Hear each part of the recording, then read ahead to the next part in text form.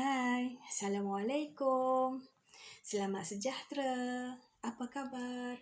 Harap semuanya dalam keadaan sihat-sihat sahaja. Alhamdulillah. Hari ini saya ingin kongsi tentang 7 tips menangani sifat malas. Seperti yang kita sedia maklum bahawa sifat malas ni merupakan sifat semula jadi kita, semula jadi manusia. Semua orang ada sifat malas. Jadi cara kita menanganinya bagaimana? Jadi orang malas ni sentiasa rugi. Tak ada orang malas ni dia berjaya dan terus berjaya, tak ada. Cuma sebab dia berfikir pun dia malas. Ya, apatah lagi untuk buat kerja yang memerlukan fikiran dia. Jadi kita elakkanlah sifat malas ni. Rugi je, rugi masa depan kita dan rugi semuanya dalam kehidupan kita. Okey, baik. Kita tengok 7 cara menangani sifat malas ini. Yang pertamanya, kenali masalah utama kita. Apa yang menyebabkan kita malas sebenarnya? Adakah kita tak bersemangat? Adakah kita takut? Kalau kita tak bersemangat, pulihkan semangat kita dengan mencari rakan-rakan yang boleh membantu kita. Rakan-rakan yang memberi impak positif kepada kita. Ya, rakan yang berfikiran positif. Dia sentiasa kalau dia bercakap dengan kita, berbincang dengan kita untuk membina kehidupan, bukan sekadar mengumpat atau sebagainya, benda-benda yang negatif lah. Dan mungkin kita malas sebab kita rasa letih, penat. Kita bekerja dalam jangka masa yang panjang, kita rasa letih, ataupun kita rasa kita main game pun kita letih, pelajar-pelajar yang suka main game, letih main game, lama-lama dalam 2 jam dah standby main game kan, lepas tu kita rasa penat. Mungkin kita takut kepada sesuatu, mungkin fobia pada sesuatu, kita rasa malas. Okey. Baik, yang kedua, selesaikan masalah utama tersebut. Masalah utama tersebut seperti penat. Okey, biasa kita penat. Okey, rehatlah diri kita dulu, Rehat diri kita, biasalah semua benda kalau kerja kita memang rasa penat. Dalam jangka masa panjang, buat sesuatu dalam jangka masa panjang mesti rasa penat. Elakkan tersebut.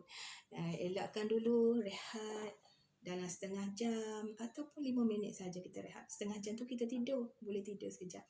Lepas tu kita akan pulih balik. Kita rasa bersemangat balik selepas tu. InsyaAllah. Jadi yang ketiga, kita buat to-do list. To-do list ni senarai apa yang kita hendak buat. Senaraikan satu, yang pertama apa, yang kedua apa, yang ketiga apa, mengikut kepentingan masing-masing. Yang pertama kita penting nak selesaikan benda ni dulu, yang kedua, yang ketiga dan seterusnya. Okey, kita buat yang tu dulu. Sebab dengan buat to-do list ni, kita tahu matlamat kita, kita nak fokuskan tentang apa yang kita nak selesaikan, dan kita lebih teratur masa kita, step by step. InsyaAllah kita dapat selesaikan. Yang keempat, kita mulakan sesuatu perkara, benda yang kita nak buat itu. Mulakan sedikit demi sedikit. Mulakan sesuatu dengan sedikit. Maknanya kalau kita nak buat kerja, contoh duduklah depan meja. Depan meja, kita ambil lah masa dalam 2 minit, kita buka dulu buku, kita nak selesai matematik contohnya, kita buka dulu buku, lepas tu kita buat sikit-sikit, lama-lama dia akan membangkitkan semangat kita untuk menyelesaikan kerja matematik kita, contoh, ataupun kerja lain pun. Kita mulakan sesuatu dulu, kita mulakan sedikit dulu, lama-lama jadi bukit. Contohnya misalnya seperti duit lah, kita simpan dalam tabung tu kan. Tabung kita ambil hari ni 10 sen, 20 sen, 30 sen. Lama-lama tabung tu jadi penuh. Kita tak sangka sampai kat bank dalam 100 dapat. 100 duit tu. Kalau kita tak menabung, kita tak dapat apa-apa. Itu kita mulakan sedikit. Sedikit dulu. Lama-lama insyaAllah kita dapat selesaikan. Okey. Baik Yang kelima kita kena tinggalkan benda-benda yang menghalang kita.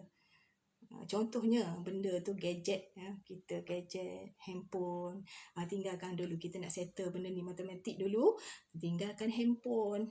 Lepas tu main game, kita tinggalkan dulu. Rancangan TV yang kita minat tu kita tinggalkan dulu. Ya, kita fokuskan apa yang kita nak selesaikan dalam to-do list yang kita buat tadi. Ya. Yang ke berapa ya? Yang keenam. Yang keenam, kita kena disiplinkan diri kita. Yalah, memanglah disiplin ni perkara utama. Kalau tak ada disiplin, kita tak jadi apa. Ya, kita disiplinkan diri kita, ya, fokuskan kepada matlamat kita. Matlamat kalau pelajar ingin berjaya dalam pelajaran, dapat A. Ya. Bukan kita sahaja yang happy. Guru kita happy, mak bapak kita happy. Dan kita dalam kerjaya pun, kita kerja pun, ya, kalau kita tak ada disiplin, kita tak boleh nak buat apa pun. Ya, kita tak tahu apa yang kita nak buat kadang-kadang tu. Ya, kita kena ada disiplin, fokus pada matlamat kita, dan kita buat sedikit demi sedikit. Disiplin ni utamalah. Dia memberikan kita semangat untuk kita buat kerja. Kita akan ingat apa kita buat kerja, dan kita kena gerakkan kita punya diri kita. Kalau diri kita malas, kita cuba. Ya, kita cuba pergi tempat yang kita nak selesaikan kerja tersebut. Okey. Baik ya. Dan seterusnya, yang ketujuh, jangan putus asa. Jangan putus asa. Maknanya kita dah ada matlamat. Kalau pelajar ingin berjaya dalam pelajaran dia, ingin ke Menara Gading, ya. Kalau kita putus asa, kita tak dapat ke mana pun. Ya. Jangan berputus asa. Kalau kita letih, kita berhenti dulu, dan kita sekejap sahaja kita rasa letih itu, kita buat sekejap sahaja, lepas tu kita akan binakan semangat balik. Jangan putus asa, itu yang penting. Kalau putus asa, memanglah apa-apa pun kerja pun kita tak menjadi. Jadi itulah ya, 7 cara mengatasi sifat malas tersebut yang saya katakan tadi. Ya, kenali masalah utama kita. Yang kedua, selesaikan masalah utama tersebut. Yang ketiga, senaraikan to-do list apa yang kita nak buat. Bukan senarai semak ya. Tu checklist, ni to-do list. Ya. Yang keempat, mulakan sedikit ya kerja yang kita buat tu. Ya. Yang kelima, kita tinggalkan benda-benda yang menghalang kita buat, ya. Kita buat kerja untuk mencapai itu. Tinggalkan benda tu dulu. Ya. Yang seterusnya, yang keenam, disiplinkan diri kita, ya. Dan yang ketujuh, jangan berputus asa. Itu yang penting. Dan ya, saya kongsikan sedikit tentang teknik ya. Teknik pernafasan. Apabila kita rasa letih, kita buat kerja, mestilah kita rasa letih. Kita belajar, mestilah kita rasa letih. Ya. Teknik 4-7-8. Kita bilang ya. Teknik pernafasan 4-7-8. Duduk semua. 4, kita tarik nafas dengan bilangan 4. Kita tahan nafas. 7 dan hembus nafas 8 ya, bilang 8. Kita sama-sama buat ya. Okey, kita tarik nafas dengan bilangan 4. 1, 2, 3, 4. Kita tahan nafas. 1, 2, 3, 4, 5, 6, 7. Hembus nafas dengan bunyi ya. 1, 2, 3, 4, 5, 6, 7, 8. Kita buat sebanyak 3 kali. Ulang teknik tu sebanyak 3 kali. 4, 7, 8. 4 tarik, 7 tahan dan 8 lepas. Dengan bunyi. InsyaAllah ya.